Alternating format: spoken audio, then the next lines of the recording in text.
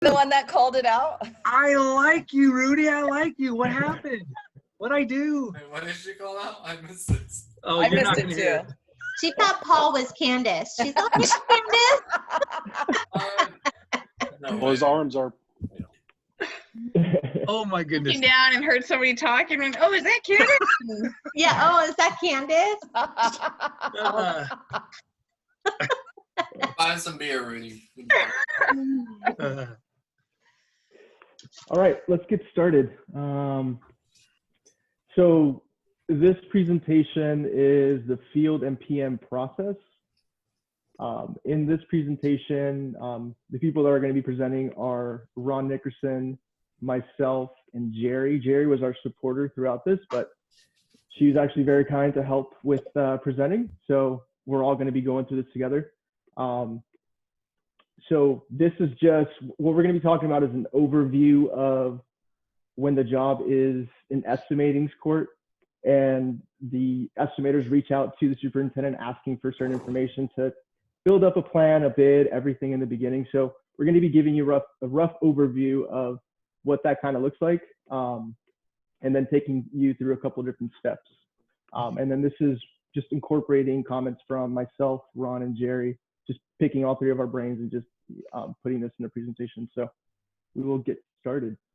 So the key points that we're going to be going through are the equipment plan, the site logistics, pre-install inspections overview, field measured material, field labor monitor meeting overview, material procurement checklist, tracking PM purchase material, and then field delivery process. So we're going to go through the presentation.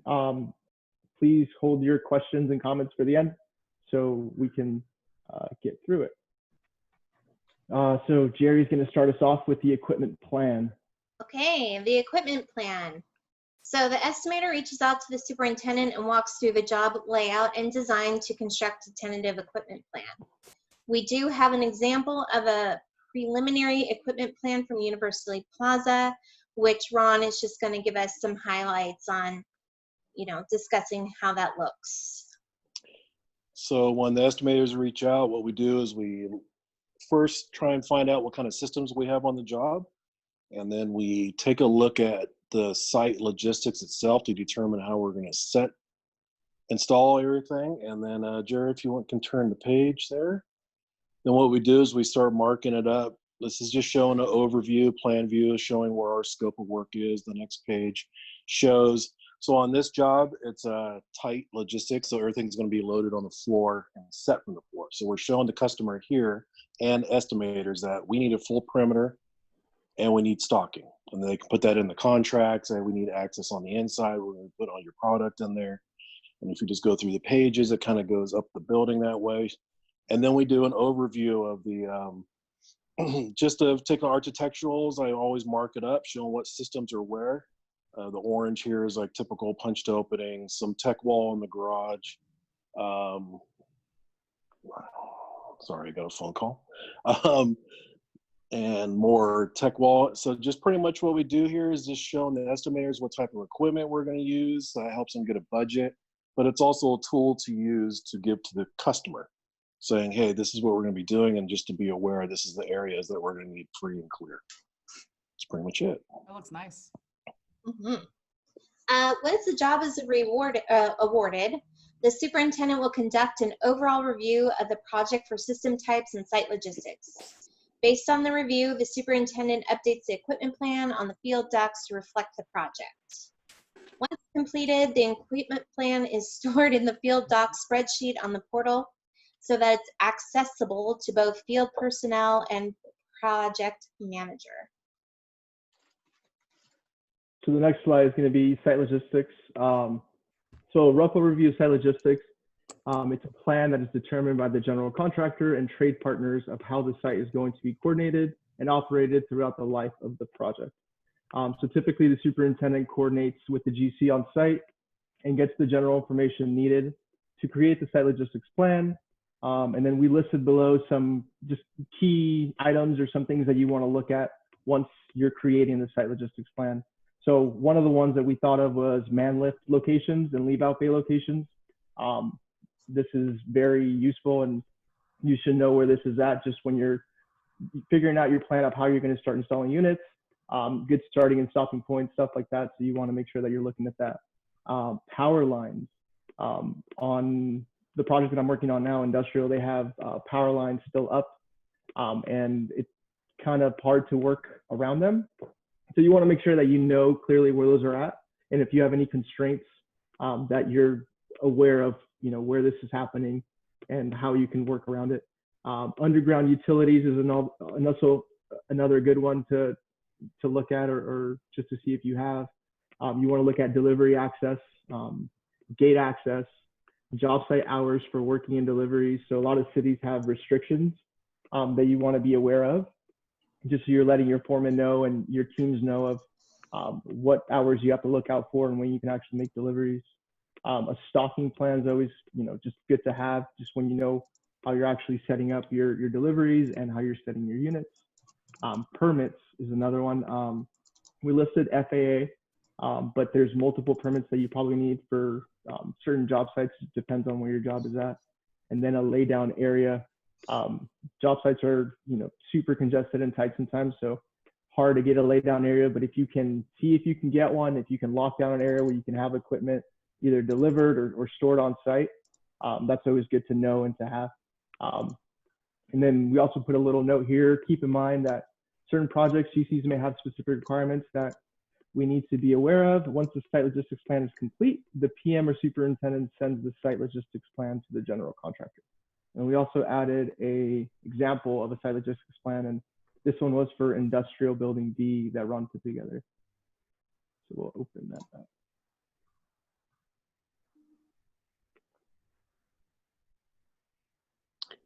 Ron? Yes. All right. So what we have here, we have our normal, this is our, what we call crane plan, install plan, pallet elevations. You can turn, so here it identifies our starting point, sequence, leave out bay, and just go ahead and keep turning the pages there, Danny.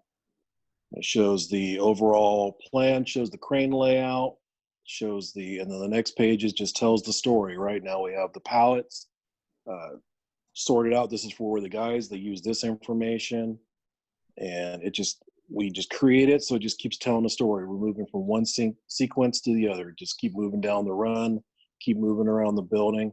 So this is all, this is the end product from when the job gets sold, and you know, the superintendent and the PM gets paired up. We go meet the customer and we start talking to them, right? We talk to them early about, where do you want to start? What are you looking for? Which direction? You know, we're restricted with left to right.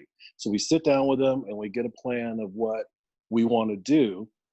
And that way, then we can take that back. Superintendents create the install plan, the sequencing, which triggers everything, right? And this is the end result where it all comes together. All that work is all in one spot. The field can use it. Everyone can use it for reference. We give it to the contractor as kind of like a document. Say, hey, this is what we talked about, and this is what we agreed on. This is the way we're going. Pretty much that's what this is. How soon in the process does that happen? Like how many weeks into the job do you think that typically has that meeting? Well, honestly, every job and every PM's been a little different. Some of the jobs, it's right as they get turned over and we do that kickoff. You know, in my mind, when I see a rendering, I'm already figuring out how I'm going to install it. And then we get with the PMs, and most of the PMs, within that first 3-4 weeks, we want to go meet the customer and say, hey, here we are. You know, this is our overall idea.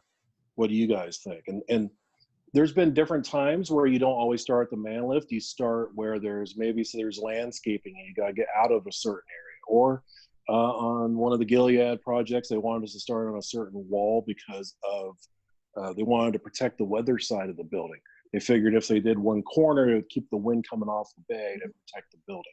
So there's all those different types of things you take into play. And does it change, like if precast is on the job, do they force it earlier, or is it about the same either way? So when precast is on, we find out who the precast team. For myself, I usually reach out to them, and we kind of do it. We kind of do it together. I know on Britannia Coves and on LinkedIn, we went in there together to come up to talk to the contractor and try and figure out where they wanted to start and which way we wanted to go. And they've been really, so the last few years, they've been really good at coordinating, and we've been pretty good working together. Okay, cool. Thank you very much. Yep. Okay, so we'll move on to the next slide. Inspections required prior to install. These are a couple examples of inspections completed prior to install of a certain system or specifications requirement. So you have your weld inspections, you have your torque inspections. They're usually project specific. Just something to note, this list may also vary by project. You know, if you have a hospital, medical office, and certain city projects. So next slide is field measured scope.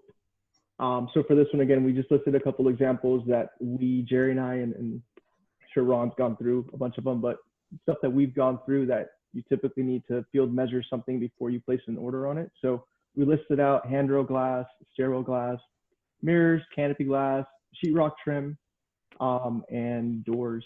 So doors is pretty important when you have like balcony doors or in-swing doors, or just something that you need to, you know, just look at deeper just because of concrete tolerances. And you just want to make sure that you do a field survey. You're looking at all this stuff. If you need to adjust the door, it's better to do it early on when you've installed units on the left and right of it. And just, you know, just double check your heights. Just make sure that you're not going to have a bust with doors.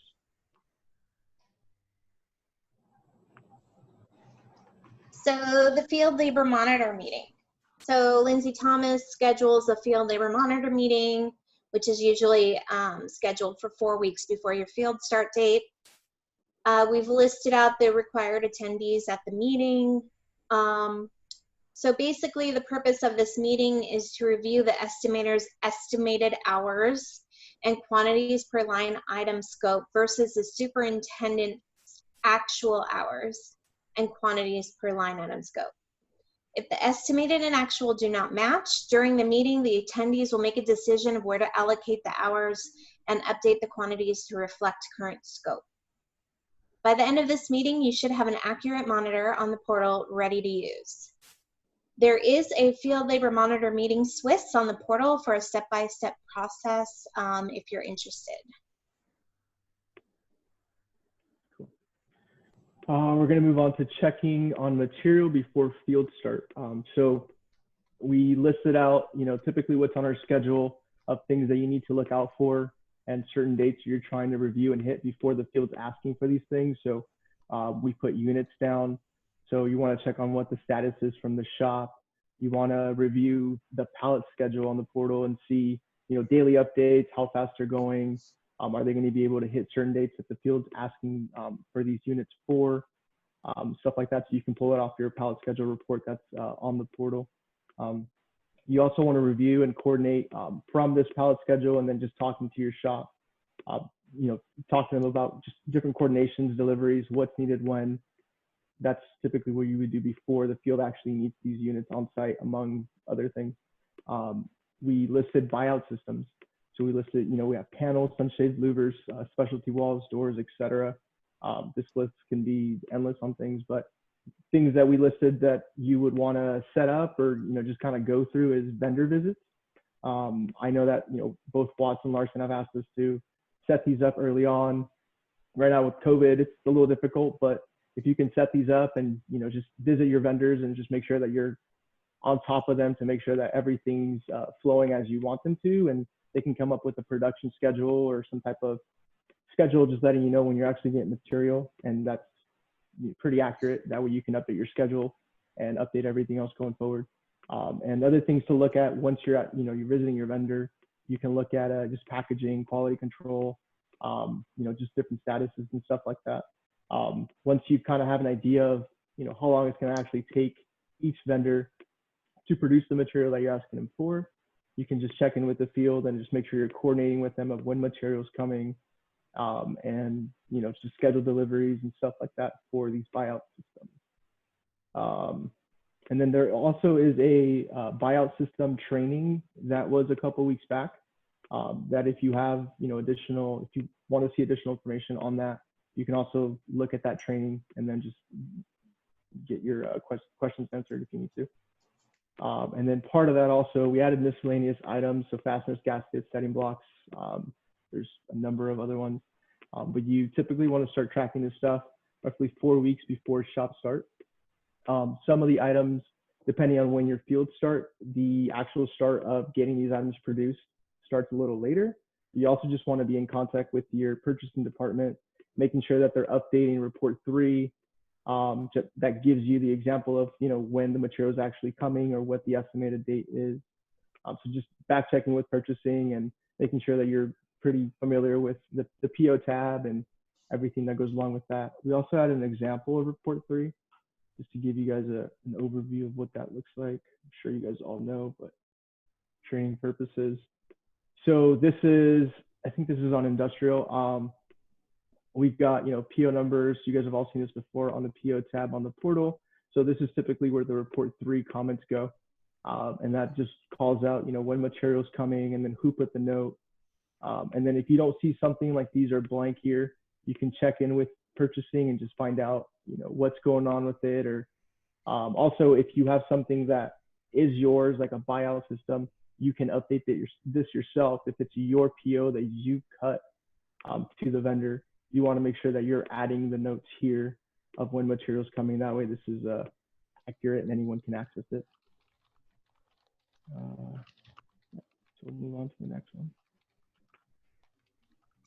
So field deliveries, unit delivery. When the job site foreman is ready for a unit delivery, the foreman typically fills out the unit delivery form and emails Mike Rosenblum to schedule the delivery. Do we want to show an example?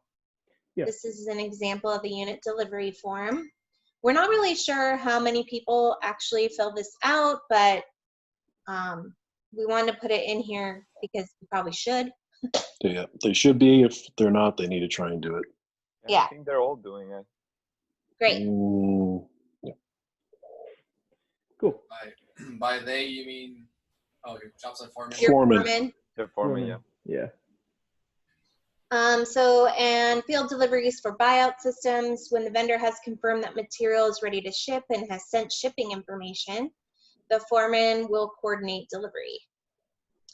Note, in some cases, the GC will require each subcontractor to fill out a form or add your materials to a delivery schedule that they are aware of when material will be arriving so that they can coordinate with other trades.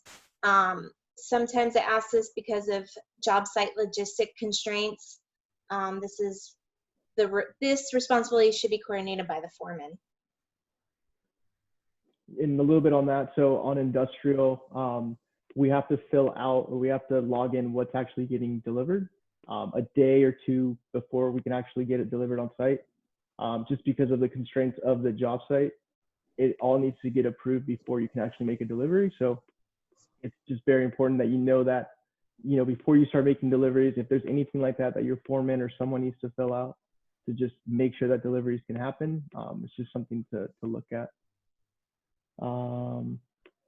That is it. Again, guys, this was just an overview on each of these topics. The list was pretty long to go through. This was the first presentation of it. I think Rudy and Marco are probably going to schedule the second half of this down the road, but I mean, it was an overview, right? So a lot of these you get really deep in the weeds of what you actually need, but I hope you guys enjoyed the presentation. Any questions? I had a quick question, Danny. Yeah. On the first thing that Ron presented on, the preliminary plan, Yep. is that done before bid? Yes. Okay. So sorry. I feel like that doesn't always get done, especially on the job that I'm currently on. Because what you have is perfect. And if that was able to have been put into the contract, it would be amazing. And I have a lot less gray hair. So my comment on that is it's a standard, I believe, in Fremont, but maybe not outside of Fremont. Yeah, I might agree with you on that. So, but I think it's even a standard. It's supposed to be a standard amongst Fremont, but not all of them reach out. That's all I'm gonna say. I think it's something that if Watts or Larson are on the line that we should definitely try to make sure happens on every job that we bid moving forward. I don't think it happens. The one that does it every single time, and I'm still doing one. I'm going to do one tomorrow for Dennis. Nice. Every job Dennis bids, he does it every single one. We did add this to our Monday morning meeting whenever somebody says they're doing a hard bid, to make sure they've got an equipment plan. So each Monday we go over the jobs people are bidding, they discuss the hard bids for the week, and then we always ask that question, have you got your equipment plan yet? So an equipment plan's one thing, but like this where he literally has the floor plans laid out and we actually share that with the customer, I think, I know every job has an equipment plan, but like to this level, I think is great and super useful for everybody. So yeah, so to add up to what my partner in crime said, Is this Candace? Ron has done this on. Who's this talking? Is this Candace? Who's this talking again? Yeah, exactly.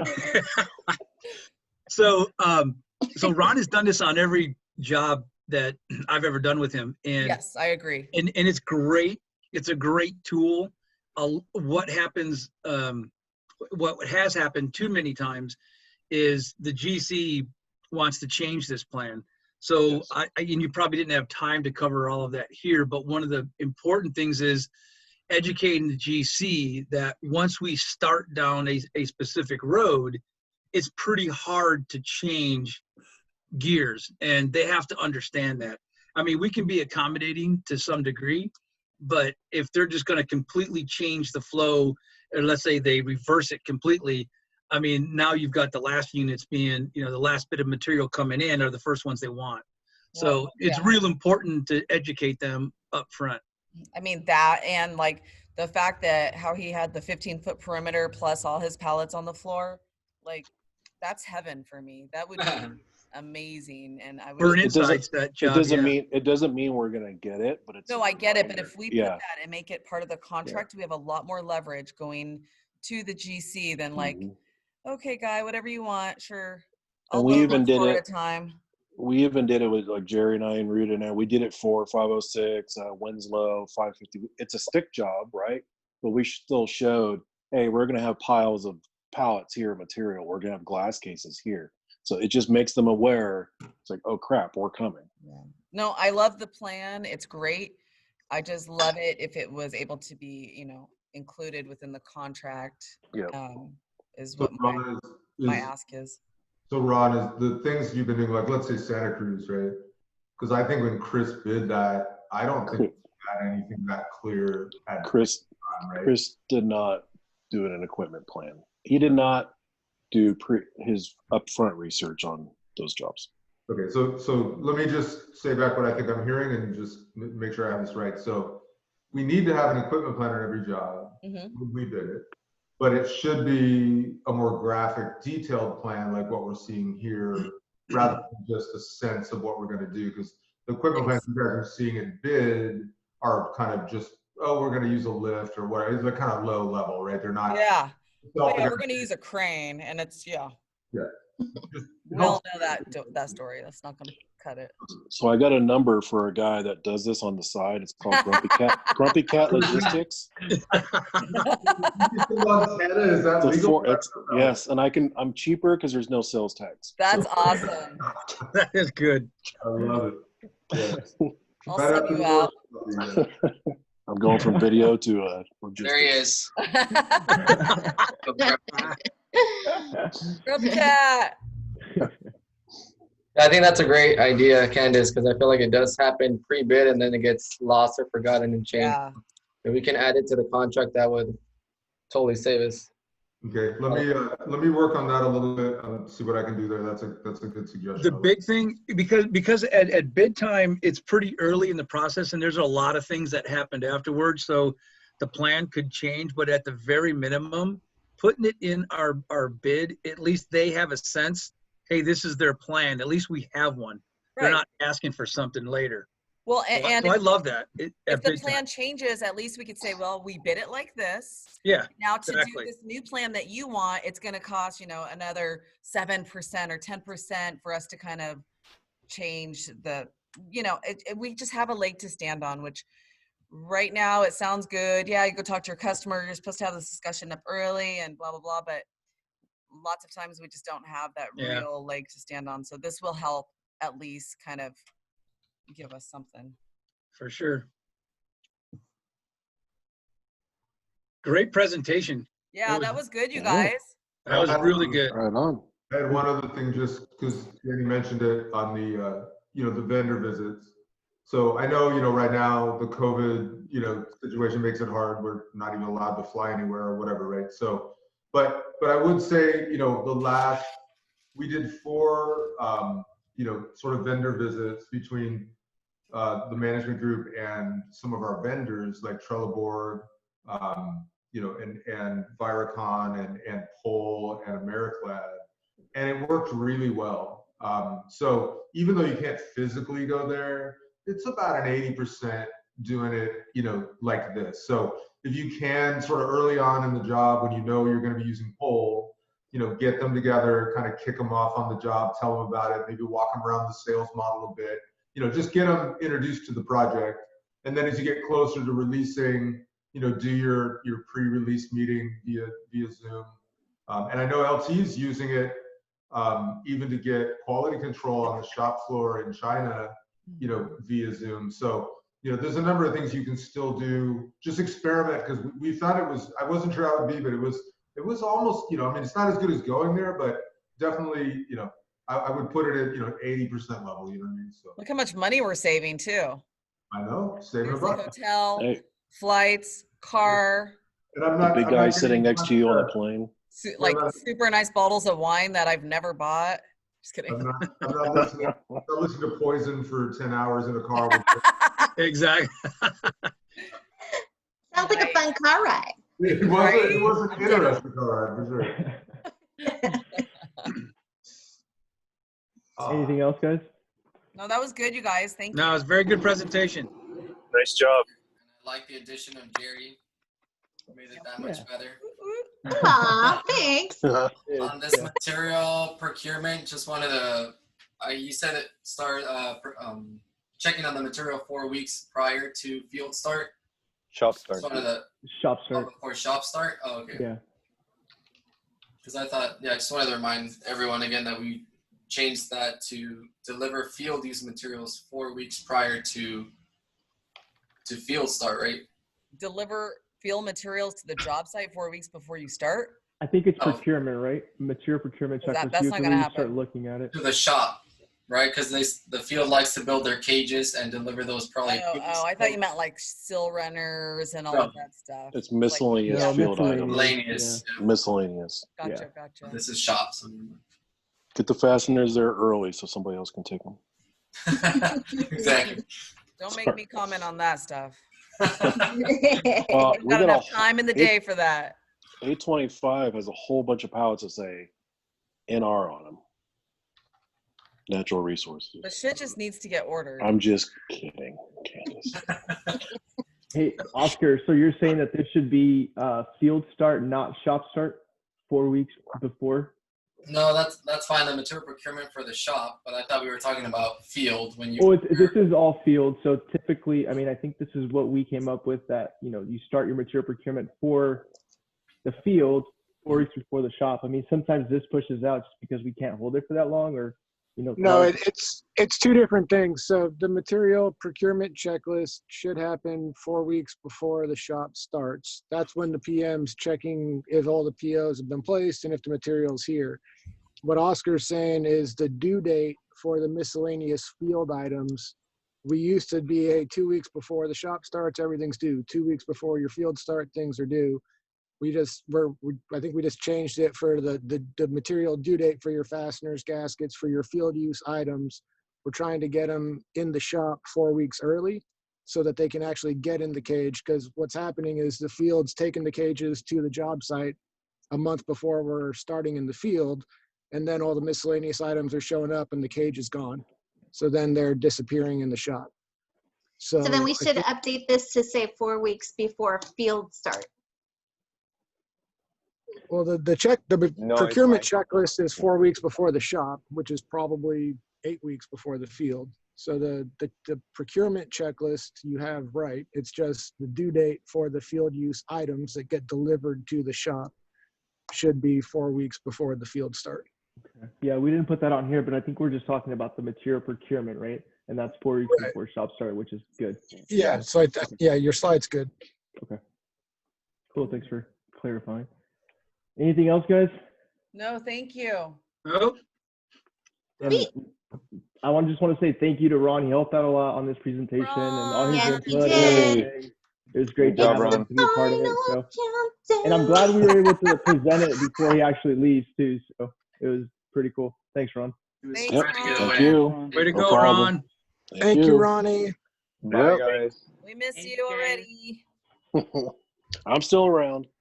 All right. Cool. A couple more days. Caesar, I'll be calling you. You're in trouble. Just joking. Press him out. The He's song already is signed off, I think. We're going too slow, so we gotta have a conversation. All right. All right. Bye, No, I'm Ron. gonna